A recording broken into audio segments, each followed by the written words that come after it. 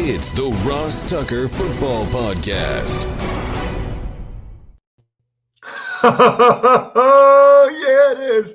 But it's not just any Ross Tucker Football Podcast. It is a Wisdom Wednesday. It's presented by DraftKings, America's #1 rated sportsbook app. By the way, anybody signs up for the DraftKings app this week, throws the code Ross in, I'm giving you a signed picture, signed card, whatever you want. No enter, no you might be the winner. You're winning. It's all you have to do this week. Get the DraftKings app on your phone. Make sure you put the code in Ross, screenshot it, email me, ross@rosstucker.com.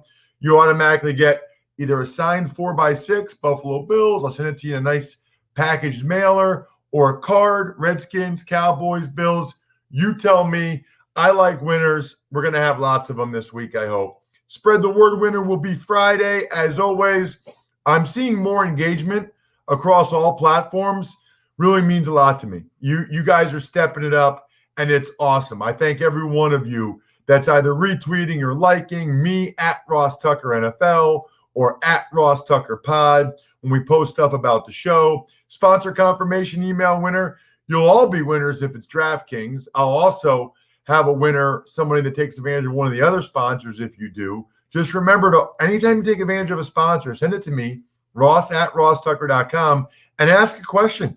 Probably going to get to a question or two tomorrow because we got a little bit of a different schedule this week, keeping you guys on your toes a little bit.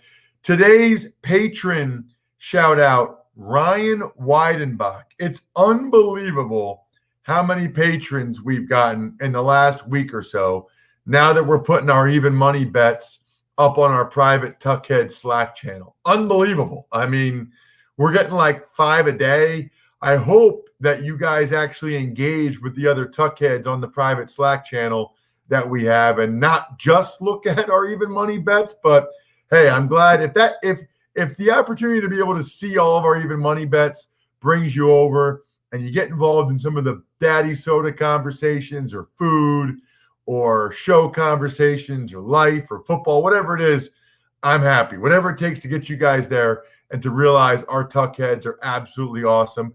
Kind of like Andrew Brandt awesome. It's Big Show time. The Big Show. You know, it's funny, Andrew. I was just thinking this. At Andrew Brandt on Twitter, former VP of Player Finance for the Green Bay Packers. He also is part of Vayner Sports now and heads up the Sports Law Institute over at Villanova and writes for MMQB. You know, Andrew, I've only been around you, I think, 3 to 5 times probably in person. But yet we've talked so many times over the years. I mean, every week, like we have like a weekly phone date that I feel like we're like good friends now. Yeah. And I look forward to talking with you. I look forward to your tweets, but it's kind of a cool relationship. It's kind of a cool friendship considering we haven't really been in each other's company in person that many times. Yeah, I mean, I feel a little bit of comfort that on this, what's the word, stressful day, where we don't know what's happening with this world right now, but I got you. You know, we have each other on this Wednesday morning. And I tweeted out this morning, one thing you've learned about me is in my later years, I really try to be as zen as possible. I've been up for a while after falling asleep last night. And I literally, Ross, from 6:30 to 8:15, did not open the internet. I wanted some centering time. I do my journaling. I do my meditation, get ready to work out.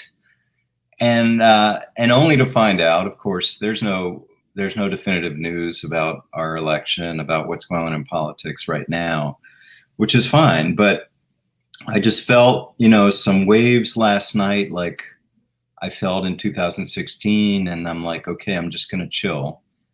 So it's nice to be with you. I didn't want to come on with you and not know what was going on, but I do know a little bit now. So we're going to keep it to football like we normally do. However, you also have the Business of Sports podcast, and you do with that what you choose. It's part of the Ross Tucker Media Network platform. encourage people to A, subscribe to it, the Business of Sports podcast. B, make sure you're following Andrew at Andrew Brandt. But I haven't had a chance to listen to it, Andrew. It got posted last night. But I did read what we posted on social at RossTuckerPod, that you got into the election a little bit. Is it from a sports business angle or something else? Can you just give me a little bit of a tease on what you did from an election impact on the Business of Sports podcast? Yeah, more personal than business, but I mean, the bulk of the podcast is about, I'm sure we're going to talk about here, the lack of activity on the trading deadline, even Packers specific for all my Packers fans, and the Belichick comments about the cap. But I did get into it. What I wish for from all my audience is what I just talked about with me, sort of a peace, a calm, even a zen about what's going on. And my fear about the election not taking a side is that we get triggered, that we get in an emotional state that's not healthy, that we somehow have a president that's not calming. And all I want is I want politics to sort of go back to being the wonky thing for politics nerds, rather than this massive triggering effect that everyone has. So just say that. And listen, born and bred, you know a little bit about me, born and bred in Washington, D.C., a stone's throw from government, and no family members, immediate or distant, working for government. So I'm as apolitical as you could be because I grew up around it, but ignoring it. So that's where I am. But I encourage everyone to listen. I go into some deep thoughts there. You know, it's funny, Andrew. I never talk politics. The only two things I would say, you and I are similar in a lot of ways. I just want as little divisiveness as possible. I want as much unity as possible for our country, no matter what that means.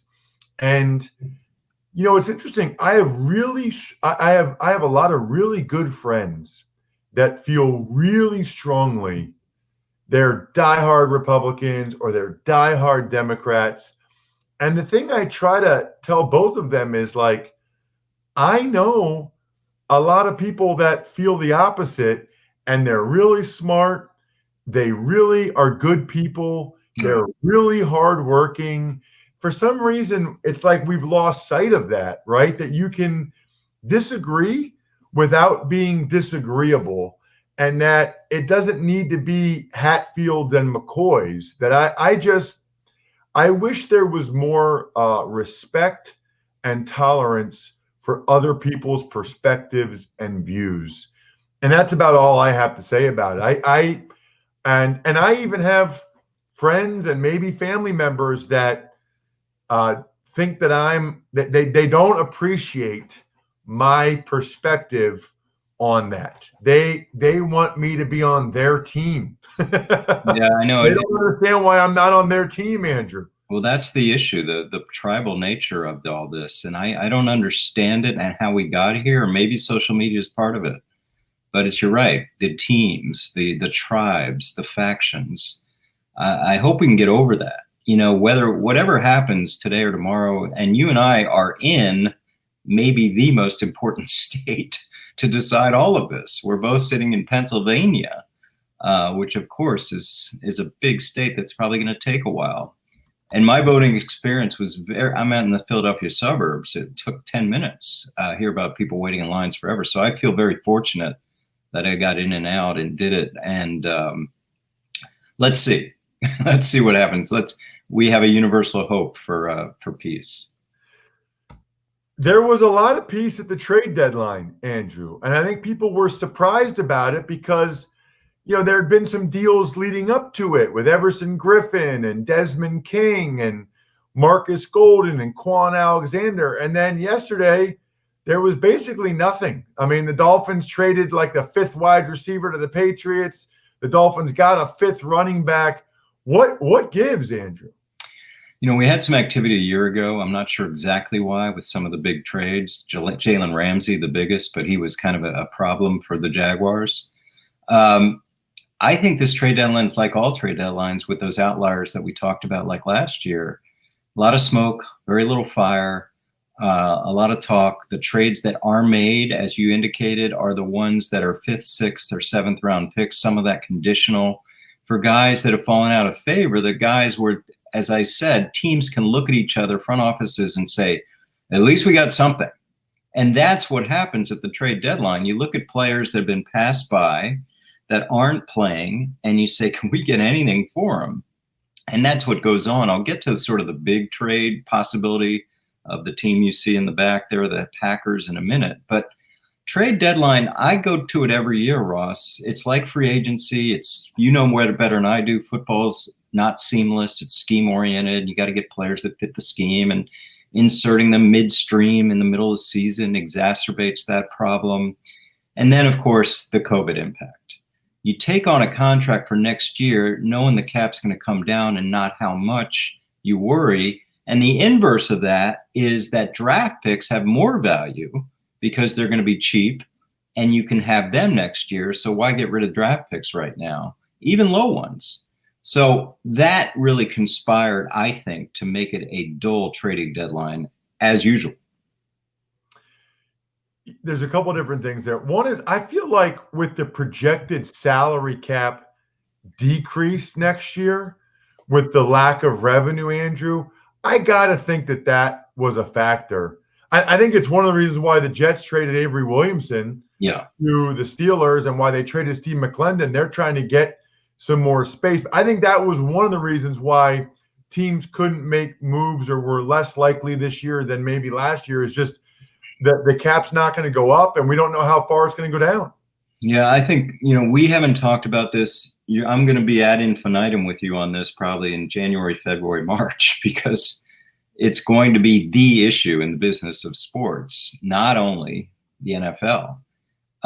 So we'll talk a lot about it in the future, but the COVID impact on revenues in sports is going to be a massive subject we'll get to as time goes on. In particular, the Green Bay Packers. This is tough, Andrew, because the team you worked for a long time, that was the number one discussed trade on trade deadline day. Will Fuller to the Packers. And what I think is interesting, I don't know if you were ever in this situation, but it feels like it created a lot of internal pressure for the Packers. And because of what they did with the draft with Jordan Love and A.J. Dillon, you combine that with, they just lost to the Vikings. It was kind of the perfect storm for Packers fans to really want them to do something to make a move in what seems like a winnable NFC. Believe me, I know that, Ross. If you look at my Twitter feed, it's almost like I work for the Packers still, the way people are coming at it. And I get it. It's Davante Adams and a bunch of guys that people don't trust, I guess, and they see what's going on with Antonio Brown going to Tampa, and I get it.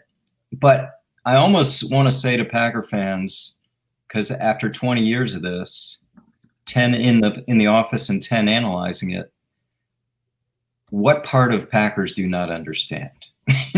This is not their way. Now, rumors come out, they offered a fourth. Texans wanted a second. I think it's much more complicated than that, so I get to the business. Will Fuller is a free agent, so he's got 8 games left on a contract. Would I give a second-round pick for that? No way. Would I give a second-round pick if he has years left on his contract? Sure, then you start talking. But I wonder, Ross, if there was a companion negotiation about his contract, and then think of how problematic that is. Top receivers in free agency get 16, 17, 18, 20 million a year. And guess who makes about 15 a year? Davante Adams. So think about that negotiation. And even if they weren't into that, what do they do with Fuller next year if they want to keep him? And if they give up a decent draft pick, they have to want to keep him. So I can see why that didn't happen. Now, Packer fans can say, well, Randall Cobb's there, Brandon Cooks is there, Kenny Stills is there. Yeah, sure, go for them. But to get Fuller on a contract is much harder than figuring out the trade. So I see why it happened. I get it with Packer fans, and they're frustrated about the draft and taking a backup running back and a backup quarterback. But that's separate. That's a separate discussion. the discussion about getting Fuller, it's not fantasy football. That trade was fraught with issues. What do you make of the reports that there was, quote unquote, disagreement at the highest levels of the organization? Yeah, I mean, I think the easy thing to look at it and say is LaFleur really wanted him, had history with him, and Gutekunst, the GM, wasn't that sold and wasn't offering what LaFleur thought they should offer. Then there's talk about the business side, and that would mean contracts. That would mean they weren't in a contract mode getting that done, whereas the trade part was getting done. Listen, I get asked this all the time. The lack of owner in Green Bay can be a good thing, can be a bad thing. An owner can sort of step in and overrule everyone and make something happen, or people who like that. Or an owner can step in and do something that's not in the best interest of the franchise, and maybe that is making that happen. So we did face that all the time. But listen, the Packers are different, and I get back to philosophy for 20 years, draft and develop, very, very limited acquisition of veterans, and they're on brand.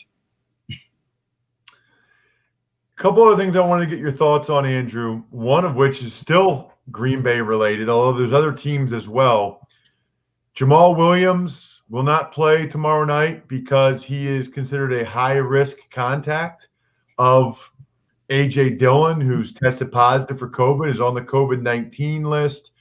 The Ravens have like 7 guys they put on the contact list, but I guess you can be cleared in 5 days. So the Ravens players like Patrick Queen and Judon, they probably are going to be able to play on Sunday as long as they keep testing negative out. Jamal Williams will not. My thing is, Andrew, I thought these guys all had these wristbands on, these bracelets on. And I thought that if you're within 6 feet of somebody, it beeps.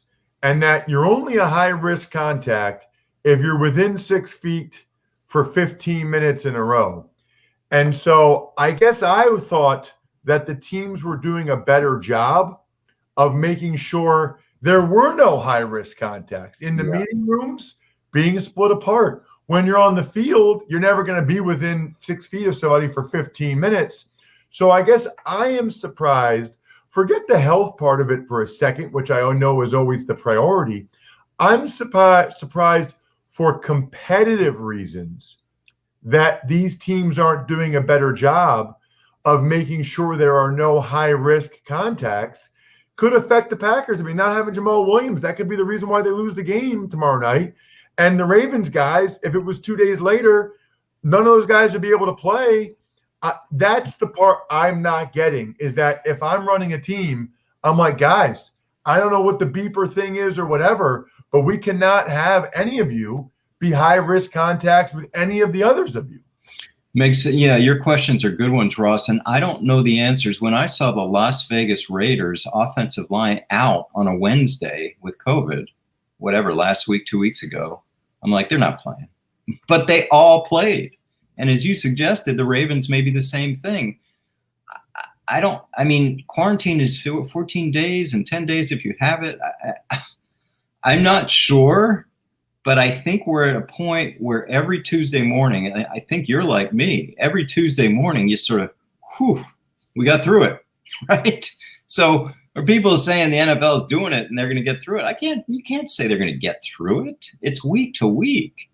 And kudos, the NFL got through it. But I wonder, listen, it's health and safety first. I trust the NFL on that, everything I hear from Dr. Sills. But I have these questions like you do. And, A.J. Dillon, only Jamal Williams? That's what I wonder. Like, and Kamal Martin, I mean, and then the Ravens D-line, but what about their O-line?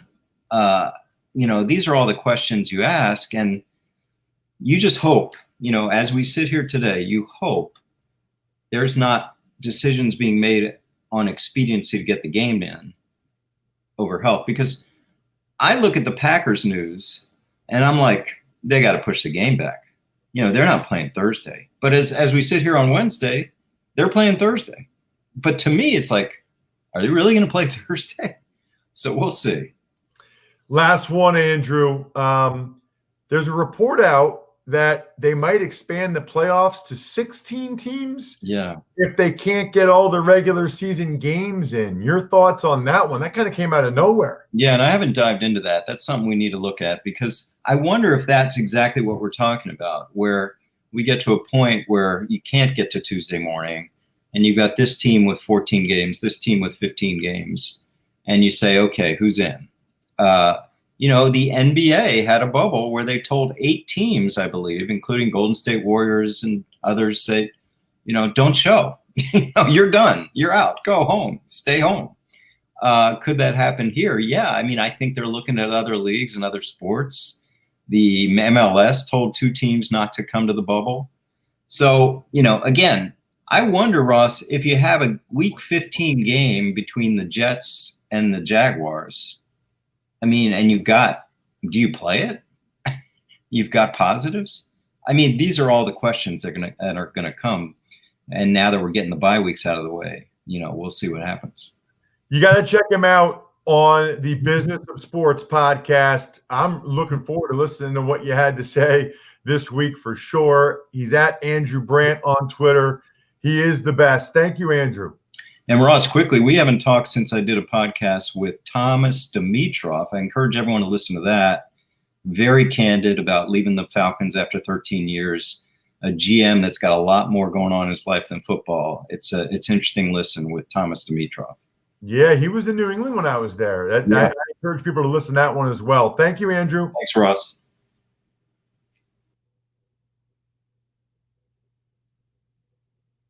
Now we'll see if Brian is ready to play the Amazon read that we're supposed to play right now.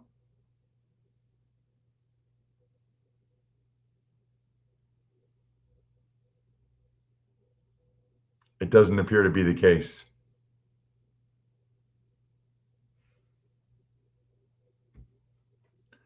Brian, are you there? All within Prime Video's X-Ray. Next-gen stats are real-time stats, powered by AWS. No more waiting around. You can access the current stats anytime. Need to check how your fantasy player is doing? This is the ideal way to stay up to speed. In-game on-demand replays are accessible on your remote on Fire TV or by turning your mobile device sideways. So if you're a streamer or simply want the most custom way of watching Thursday Night Football, tune in live every Thursday starting October 8th. Coverage begins at 7 p.m. and kickoff is at 8:20 p.m. Eastern on Prime Video. Also available on Fox and NFL Network. NFL Network simulcast subject to change. Thursday Night Football is presented by Bud Light Platinum. Tuck's Takes. Good morning, Ross. Trade deadline, actually pretty boring, like you and Andrew discussed. Your thoughts on the Dolphins trading Isaiah Ford to the Patriots and trading for a running back, DeAndre Washington. Right, from the Chiefs. I mean, Andrew and I'll be brief on this. These are bottom of the roster guys. I mean, these are like, your last receiver, your last running back. And I guess the Dolphins, with the Myles Gaskin being out for a few weeks with an injury, felt like they'd rather have a 5th running back than a 6th receiver, whatever Ford was. And Patriots needed anybody at receiver right now with the Edelman injury. Tuck's Takes.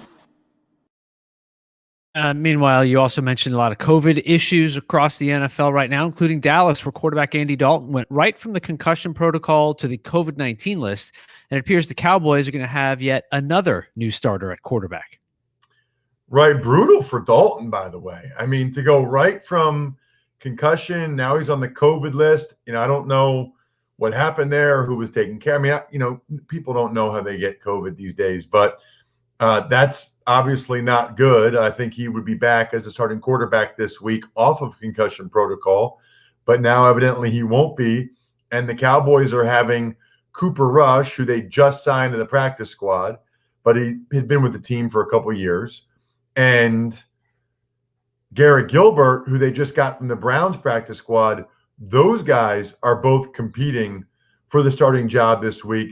Really an indictment of Ben DiNucci. And I like DiNucci, going back to high school and what he did at JMU, but DiNucci's been there, throughout training camp. throughout the season, every day, the meetings, whatever, one game, and they'd already rather start a guy that wasn't on a roster this whole year, and another guy that they just signed last week, another guy that they just got off the Browns practice squad 2 weeks ago. So kind of an indictment of the new chief, we're being honest. Tuck's Takes. In Green Bay, running back Jamal Williams is a close contact of COVID-positive running back A.J. Dillon, so he is out for Thursday night's game. We'll preview tomorrow night's game more on tomorrow's show. Going to be a little bit different tomorrow. We're going to save Greg for Friday this week because of travel purposes. So we will do a Picks Thursday, picking all the games, and then Greg will do the great Greg Cosell breakdown on Friday. A little programming note there, keeping you guys on your toes. But Andrew and I kind of already addressed this. I think teams need to be more proactive in terms of these high-risk contacts. Tuck's Takes. Lions linebacker Gerard Davis, Bears lineman Jason Sprigg, and Jermaine Ifedi. Broncos execs John Elway and Joe Ellis all tested positive for COVID-19 as well. You know, just as an aside, Bri, it's kind of scary from a personal standpoint. I'm once again in a hotel room. I am in Oxford, Ohio. I'm doing Ball State at Miami, Ohio tonight. Little Maction, CBS Sports Network, 7 p.m. Eastern time. If you guys get a chance to check it out. And then tomorrow I'll be flying to Las Vegas to do UNLV Fresno State on Saturday. But you see how many people are testing positive just in the NFL, where they're highly monitored. They've got a lot of rules and protocols. I mean, it must be unbelievably contagious, clearly. And so it makes me nervous for the things I do, because I'd like to think that most of these people are doing the right things, right? They're not, indoors with others. They're wearing masks. They're doing the right things. I don't know that, right? None of us know that, but I'd like to think that most of these people are doing the right things, the things that are recommended, and still getting it, which is concerning for me with all of the travel that I do. Tuck's Takes. Baltimore Ravens have 7 guys that are close contacts of COVID-19 positive, including linebacker Matthew Judon and Patrick Queen. Right. And this is another one where, they play a tough Colts team on Sunday. If Marlon Humphrey tested positive today or tomorrow, and these guys were all close contacts, then none of them would be able to play Sunday. And I don't know if they would push the game back to Monday or Tuesday to try to let all these close contacts be able to play, or whether they'd say, too bad, Baltimore. I guess I'm kind of the mindset now that if it's not guys actually testing positive, and if it's just close contacts like these guys, I'd probably say, too bad, Baltimore. I probably wouldn't push it back. I'd say that's your fault for having that many close contacts. Don't have those high-risk contacts based on what I have been told, how it's defined right now. That's the part I don't really understand. Tuck's Takes. And finally, the Tennessee Titans released veteran cornerback Jonathan Joseph, as well as free agent disappointment Vic Beasley. So this is interesting to me, Bri. Vic Beasley, something went really, really bad there. Really, really badly. He had a 1-year, $9.5 million deal. It was a $6 million signing bonus, $3.5 million salary. I don't know what happened. Remember, he didn't report on time. Some bizarre circumstances there. But he got a $6 million signing bonus, and via termination pay is entitled to the remainder of his $3.5 million salary, which is $1.8 million. And he had 2 tackles in 5 games. So he will get $9 million to play in 5 games and have 2 tackles. It's kind of unbelievable. And if some other team signs him, he'll be able to double dip. He'll be able to get the money from them as well. Something bizarre is going on there. I don't know what it is, but that's a major failure by the Titans. And that was their big position of need. They knew it. They tried to sign somebody in free agency. It didn't work. That was such a disaster that they got Clowney, and he hasn't really been very productive for them either. I mean, it's kind of crazy when you think about it. Some shout outs today, Bri, like we always do. Pizza Boy Brewing, DynastyFreaks.com, Sporticulture, SteakhouseSports.com, Vision Comics with an X. If you didn't get a chance yet, certainly check out the Even Money podcast. I put a lot of units down this week. Steve and I had a couple best bets again, but I was feeling good this week on a bunch of teams. We also now are placing bets against the spread on the College Draft podcast, in addition to going over the prospects, myself and Emery Hunt. So you want to get some action on a couple college games, listen to that one as well. We will, of course, record the Fantasy Feast podcast later today. I think we're done here. Thanks for listening to the Ross Tucker Football Podcast. Make sure to also subscribe to the Fantasy Feast, Even Money, Business of Sports, and College Draft. All available at Apple Podcasts, RossTucker.com, or wherever podcasts can be found.